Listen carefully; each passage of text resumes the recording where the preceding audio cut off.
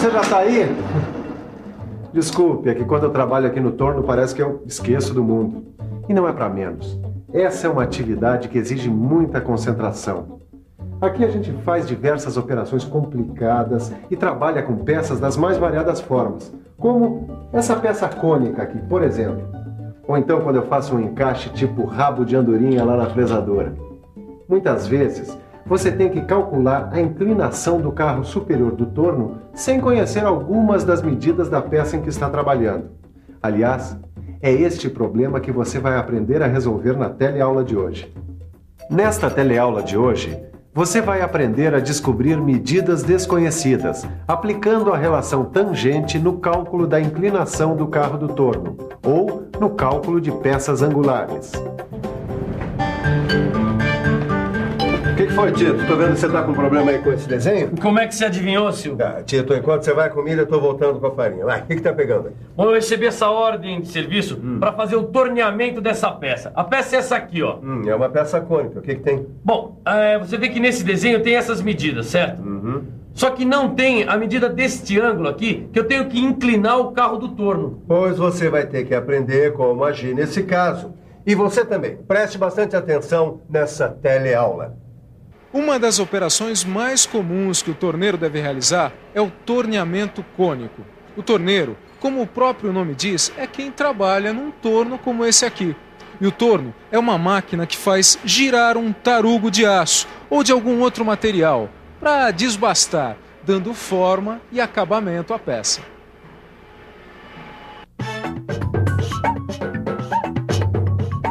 Tarugo. Tarugo, material bruto.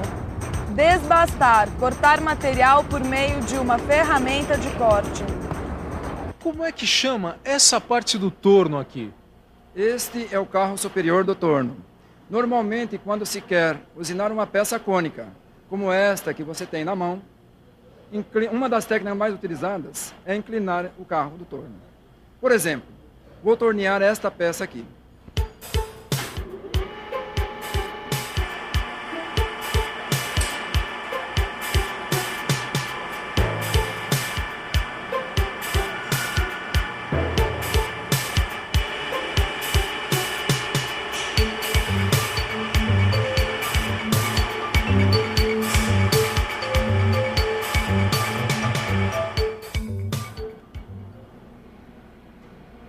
É realmente um trabalho muito interessante. Mas e se o ângulo de inclinação do carro não vier fornecido junto com o desenho da peça? Bom, aí o torneiro vai ter que calcular. E quais são os cálculos que o torneiro terá que fazer para descobrir o ângulo de inclinação do carro do torno? Bom, você já sabe qual é a primeira coisa que a gente tem que fazer em casos como esse, não sabe? Pensa um pouquinho. Se você pensou no triângulo retângulo, está certíssimo. A primeira coisa que você tem que fazer quando recebe uma tarefa como essa é analisar o desenho e visualizar o triângulo retângulo, pois é através da relação entre seus lados e ângulos que você vai conseguir descobrir a medida que procura. Vamos ver onde está o triângulo retângulo no desenho da peça cônica. Nessa figura, a medida que você precisa encontrar é o ângulo alfa. Quando você tiver essa medida, terá achado o ângulo de inclinação do carro superior do torno. Aqui está o segredo, então. Exatamente. Com a medida desse ângulo, você vai poder voltar para o seu torno e fazer essa peça. Falar é fácil, mas antes eu vou ter que encontrar esta medida aqui. Por acaso eu vou ter que consultar a tabela de seno e cosseno? Não, nós não vamos usar a relação seno-cosseno aqui. É uma outra relação. Ah, eu já sei. É a relação tangente.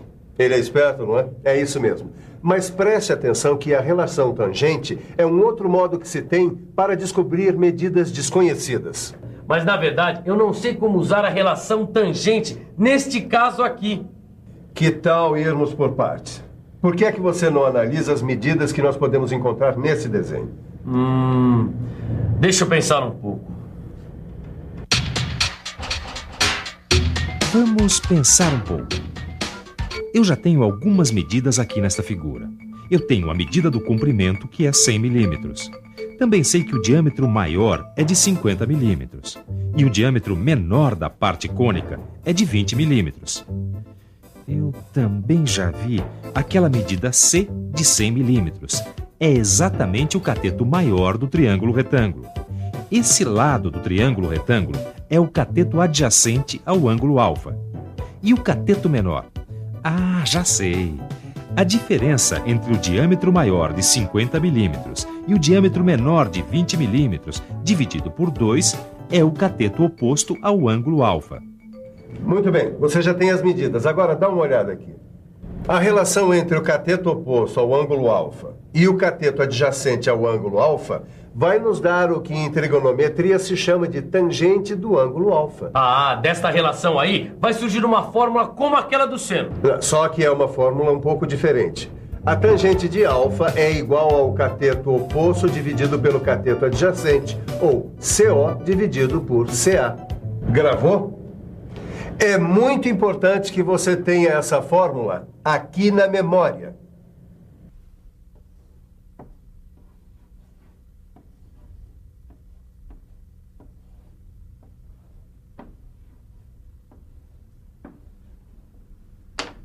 Você lembra da tabela do seno e do cosseno?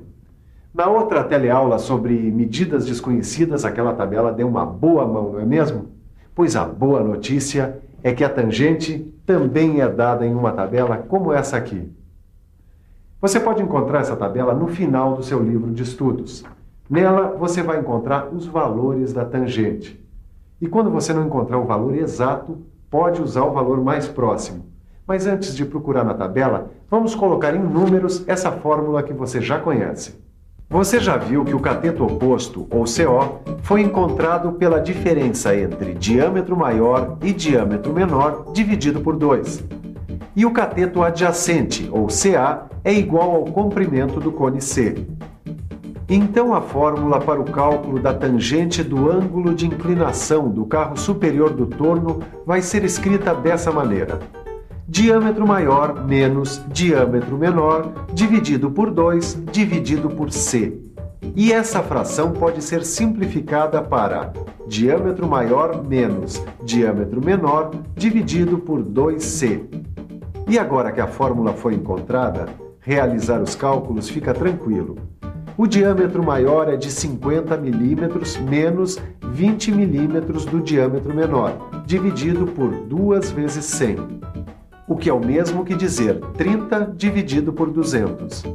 30 dividido por 200, que número que dá isso? Só vendo, peraí. 30 dividido por 200 igual 0,15.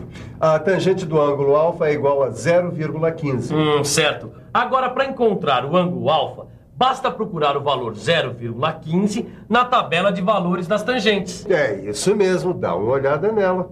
Deixa eu ver. O valor mais próximo de 0,15 corresponde a 8 graus e 30 minutos. É isso. O ângulo que eu estava procurando tem 8 graus e 30 minutos. Puxa, que bacana. Agora eu aprendi mais um modo de descobrir uma medida desconhecida. Aproveita bem essa dica e guarde na cabeça. Quando você tiver que fazer o torneamento de peças cônicas com a inclinação do carro superior, a fórmula é sempre essa. A tangente do ângulo alfa é igual a diâmetro maior menos diâmetro menor dividido por 2C. Vou anotar para não esquecer. E depois pode continuar o seu trabalho.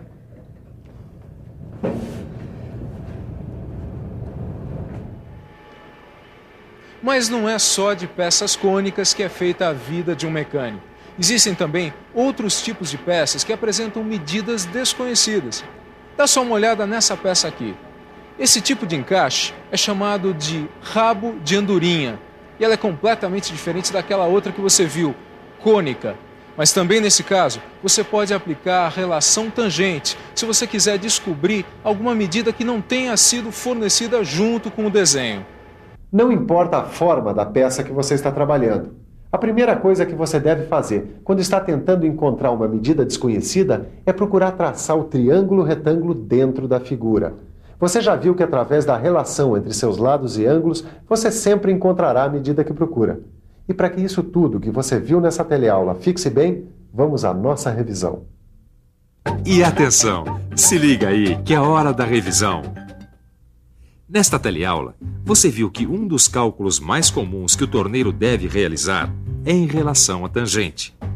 Reviu também que a melhor maneira de descobrir uma medida desconhecida é traçando dentro dela o triângulo retângulo. Aprendeu que, para descobrir medidas desconhecidas em peças cônicas ou encaixes tipo rabo de andorinha, você pode utilizar a relação tangente. E é nesta tabela que os valores das tangentes são dados e você pode encontrá-la no final do seu livro de cálculo técnico. Bom trabalho, Chico. Obrigado. Mas o importante foi o que eu aprendi hoje. Você também pode aprender muito mais se levar o seu livro a sério. Lá você vai encontrar vários exercícios que vão ajudar você a se aprofundar no que você aprendeu nessa teleaula. E se você dominar a teoria, a prática fica mais fácil. A gente se vê. Tchau, moçada.